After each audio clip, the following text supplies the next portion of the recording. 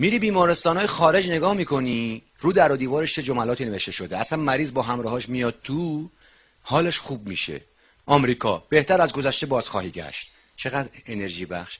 هلند با نیروی علم به جنگ درد تو آمدیم، پس نگران نباش هموطن. انگلیس شغل ما آبروی ماست و هدف ما درمان تو. ژاپن با یاری خداوند و دانش پزشکی تمام درد و رنج‌های تو رو التیام میبخشید. اصلا طرف حالش خوب میشه.